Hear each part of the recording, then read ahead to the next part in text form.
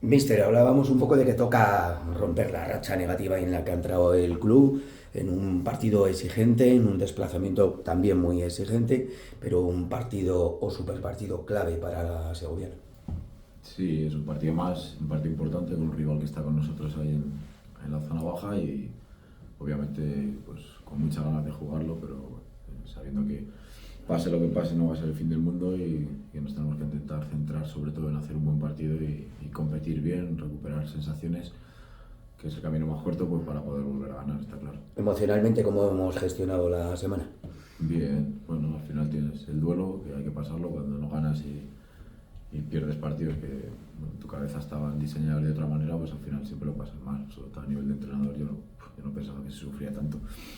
Pero la realidad es que pasa un día, 2 días y sobre todo cuando vuelves a la dinámica de entrenos, ves a los chicos y el nivel que están dando en las sesiones, al final eso es lo que mejor bueno, te ayuda a volver a tu sitio y a plantear un partido pues, con todo el optimismo.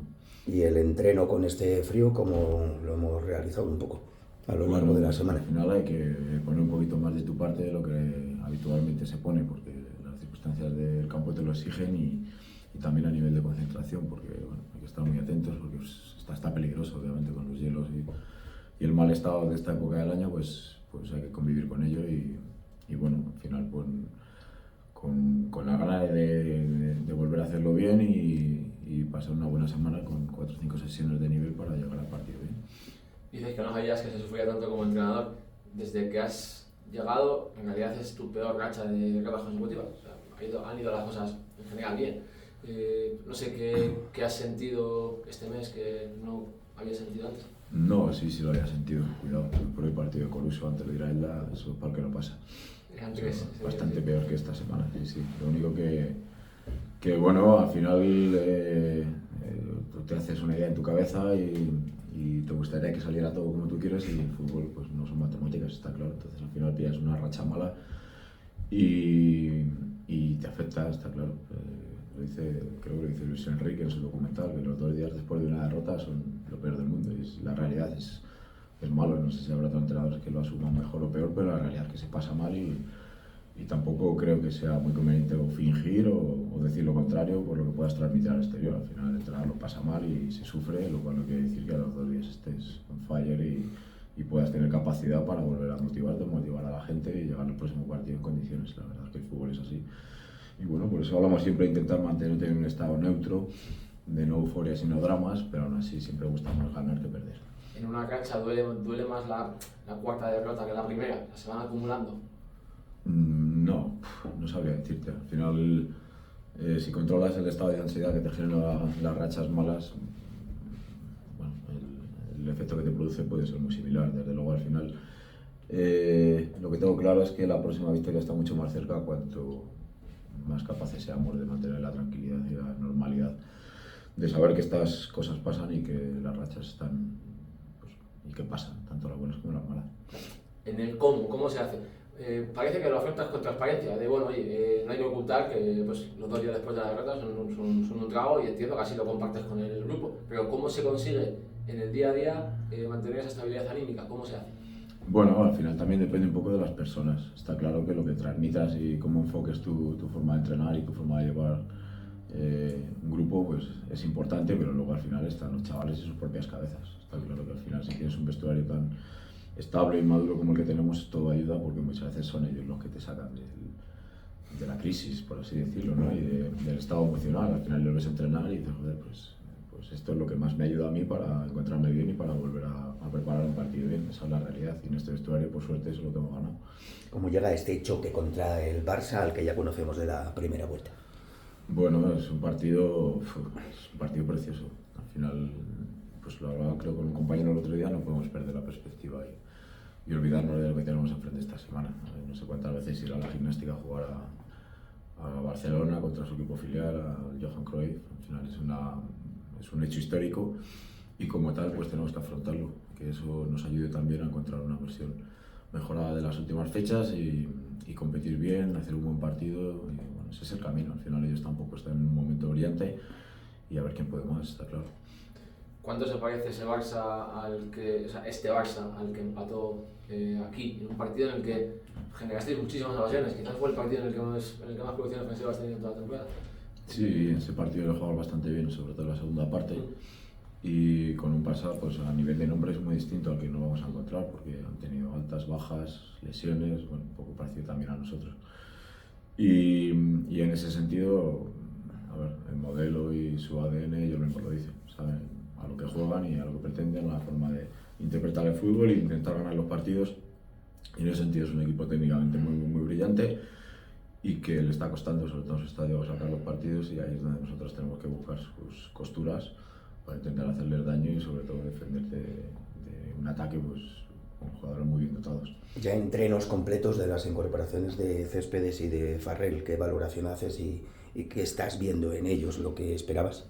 Pues cierto es que, a ver, sabíamos que eran buenos, pero en ese sentido estamos muy satisfechos. Creo que son mejores incluso de lo que pensábamos, con lo cual, bueno, en el caso de Marcel es un jugador con unas condiciones bárbaras para la posición que ocupa y nos va a dar muchísimo. Si somos capaces de volver a esa dinámica de repartir más minutos y no cargar en exceso a jugadores para poder llegar a la última fase del campeonato de la mejor forma posible. Y en el caso de Josh, que sí que le teníamos más trabajado porque fue rival y bueno, digamos que es un jugador muy joven que iba evolucionando muy bien, es muy bueno, muy bueno. Esperemos que salga y que tenga la suerte y el acierto que necesita.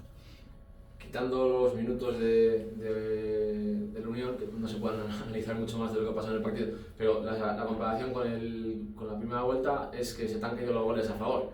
Al final tú mantenías un buen número de puntos porque te metían mucho, pero conseguías paliarlo porque marcabas mucho.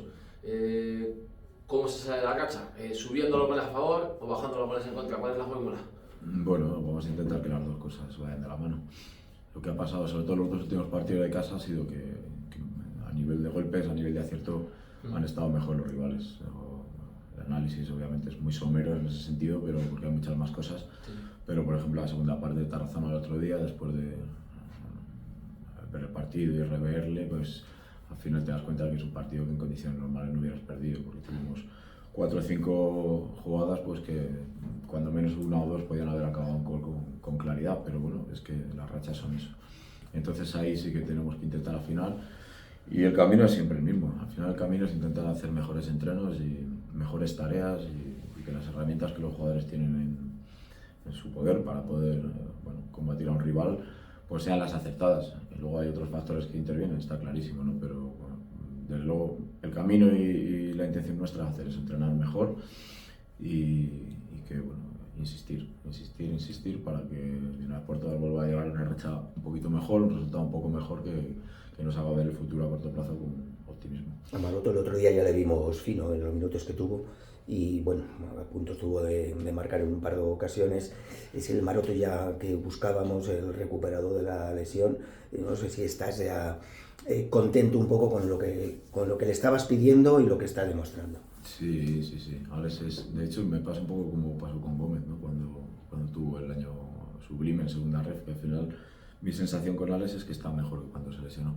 Ha vuelto mejor, ha vuelto con más chispa, ha vuelto más centrado y más maduro, pero obviamente estamos hablando de un jugador en un proceso madurativo, tiene 20 años y nos tiene que dar mucho, ya nos lo está dando y en los entrenamientos aporta una barbaridad, lo que ha salido en los partidos lo ha hecho muy bien y es un jugador importantísimo y no lo olvidemos de la casa, es un canterano. Citas a Gómez, ¿cómo es posible que un jugador con esa calidad no lleve ningún gol hasta ahora? ¿Qué pasa? Bueno, pues al final el trabajo y el bien hacer de Diego no está teniendo recompensa, esa es la realidad. A ver, los delanteros siempre pasan por fases de mayor y menor acierto goleador, está clarísimo, pero lo que no puede hacer Diego en ningún caso es dejar de trabajar como lo está haciendo. Hace un partidazo, es increíble, porque al final hace todo bien, lo que pasa es que no está teniendo acierto de cara a puerta. Lo tuvo en su momento, que nos permitió meternos en un playoff en su día y luego le vino pues, la lesión y demás, pero la realidad es que yo estoy contentísimo con él. O sea, al final es un jugador importantísimo para el club y todo un referente dentro del vestuario con lo joven que es. Yo puedo acabar lo que te comentaba la semana pasada de Ibáñez. ¿En qué está el tema? ¿Le puedes convocar? ¿No? Pues no puede estar lesionado.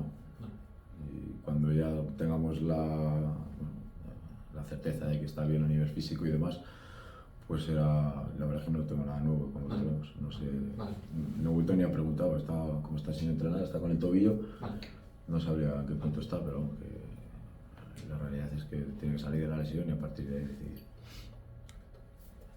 Vale, vamos chicos.